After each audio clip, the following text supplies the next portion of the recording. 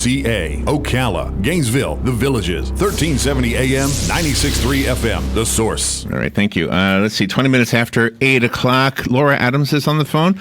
She is, by the way, a University of Florida alumni, so she's a Gator. Go, Joe. Go Gators. She's a personal finance expert, and that's why she's on the phone with us today. She's the host of the Money Girl podcast. She's talking about a mid-year money checkup to keep you on track for a strong financial future. Good morning, Laura Adams. Thank you so much. It's an honor to have you on the show. It's my pleasure. Thank you. And where are you? Where are you calling from?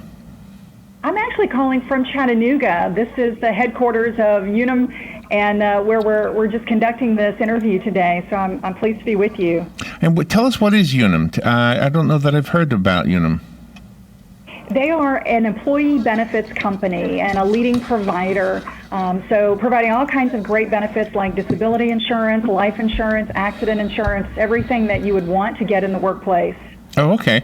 And so my boss would have to call you to set this up with me as an employee?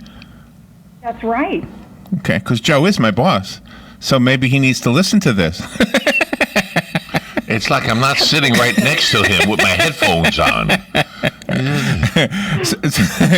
So I'm in the same room. So explain how this works, or how this benefits the... does it benefit both the employer and the employee? Absolutely. I mean, employees are going to be happier, better workers when they've got great benefits, and of course that's going to benefit the company. You know, the employer, to have happy workers that are happy with their benefits and getting health insurance and all the things that they need to keep their finances in order. Less stress. So how do we do the checkup part of this? Do we is there a place online where it gives us a way to, like a test or something? Well, what I'm going to recommend are three main things. Right now, this is the perfect time to do a checkup because it's mid-year. This is a good time to reevaluate what benefits you have or maybe don't have, and think about open enrollment. It's typically in the fall, what you might need to do to change the benefits that you have to, improve your financial life. But one main thing is emergency savings. If you don't have a little bit of extra money set aside, this is the time to start making plans to do that. I'm sorry. I did not mean to interrupt you. I'm so sorry, Laura. Does that mean a retirement account or some different kind of savings? So this is a great question. I would recommend emergency savings in an FDIC-insured bank account. This is money that you don't necessarily want to grow for the future, but you want it for your security. So let's say you lose your job, you lose your business income. That is how you're going to survive an unexpected emergency. And speaking of the unexpected, that's also what insurance is all about. So whether a car accident or getting sick, a health problem, having enough of the right kinds of insurance is going to keep you safe. So the things that we're talking about here, disability insurance, which protects your ability to have an income. Life insurance, protects you if you are not around, and your kids and your spouse are depending on you financially. And also right now is a good time just to think about, have you used your vacation time? More than half of American workers end every year with unused vacation days. So take those. You've earned them. Take some time off this year. All right. Decompress. I'm going to do this. Now, I'm going to switch this quick. When you're saying have, I'll put it in different terms. When you have a little kitty money in the bank, and for a rainy day that you might lose your job, or whatever happens, how long? A month, 2 months, 6 months? How much of a cushion should you have? That's a good question. Yeah. I thought so. A very good, a good rule of thumb is 3 to 6 months worth of your living expenses. And that sounds like a lot. You can start slowly. Even having 1 month's worth, even $500, $1,000 is better than nothing. And as we mentioned, you want to avoid investing that money. The purpose of that fund is security, not growth. So slowly build that up over time. This is just a great time to start that. It's better to have a little something than nothing. So do we do that through UNUM or through our own banks or both? That's something that the employee really needs to handle on their own. So, starting that fund, one good thing you can do at work is ask your human resources department to split a portion of your paycheck to go directly into savings. So maybe you say, okay, $50 from every paycheck, or 1%, some amount that's going to go directly into your savings account. That way it's building and you don't even have to think about it. If for somebody, let's say, who wins the lottery or something like that, I don't mean like millions, but I mean like a 50,000 or something on the small end, considerably small. Does that affect the Social Security of a person who's already collecting Social Security? So yes, definitely income when you're retired is something that you do need to look at pretty carefully.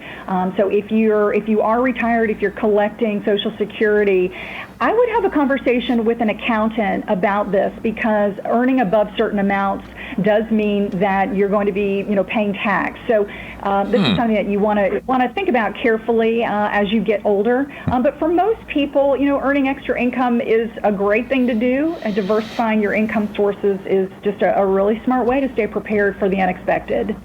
Is the savings account that we're referring to a separate savings account than the one we probably already have?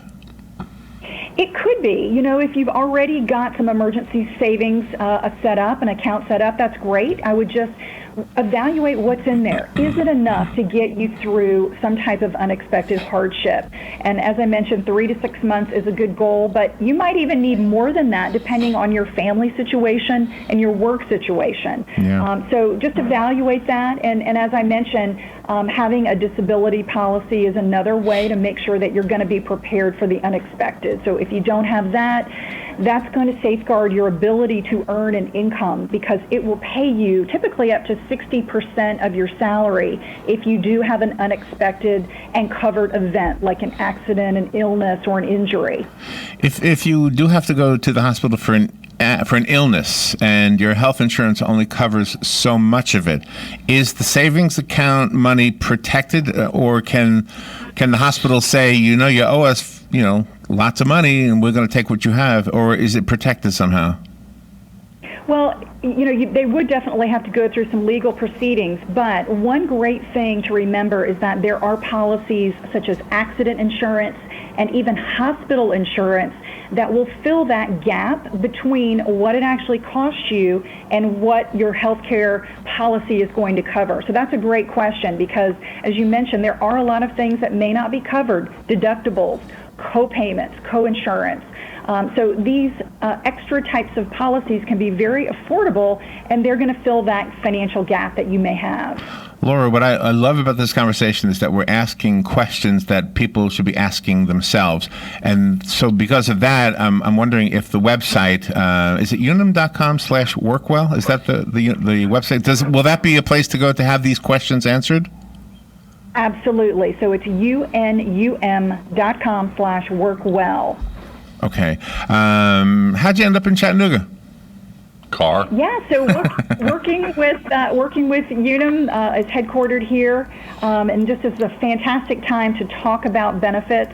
And also, as we think ahead to the fall, that's when open enrollment is going to come around for many people who are in the workplace. So this is the perfect time to begin thinking about what you want to change with your benefits, how you can use your benefits at work to just shore up your finances. As you know, as a University of Florida alumni, this is an interesting demographic in this area, because we have university age listeners and we have retirees. So we have the whole spectrum of the age groups that listen to this program. Are the rules going to be different for the college kid than they would be for the retiree? They really aren't. That's a great question. And for new grads that are getting out there into the workplace, this is a good time to make sure that they are talking with their HR department about benefits. So, of course, things like health insurance, but also high deductible health plans. That's something that are becoming more popular. They reduce monthly payments, but they do require you to pay a little bit more out of pocket. They're great if you're in relatively good health and you're not likely to pay that full deductible out of pocket each year. So new grads should be talking about that. Also, the HSA, or health savings account, is a special account that you can pair with the high deductible plan. Of course, retirement benefits are key. And, it might be shocking to new graduates, but 1 in 4 workers will become disabled during their working career. So making sure that you can protect a percentage of your salary is important. Laura Adams, thank you so much for taking time to talk to us today. It's some really good food for thought. Go to the website, unum.com/workwell. Laura Adams, thank you again. Thank you. We'll be right back.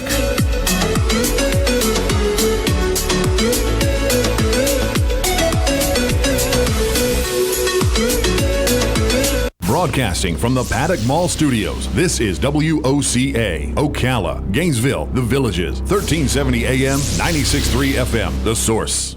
Here is your 1-minute news brief. 2 motorcyclists have died in an accident on I-75 that involved a semi-tractor trailer at mile marker 343. A jury has found 57-year-old Jose Manuel Martinez guilty in 2 murders from 2006 in the Ocala National Forest. Self-driving vehicles with no humans on board will be able to operate in Florida once they're finally ready under a bill signed yesterday by Governor Ron DeSantis. A 32-year-old woman and former youth leader at a Pinellas County church has been charged with lewd and lascivious molestation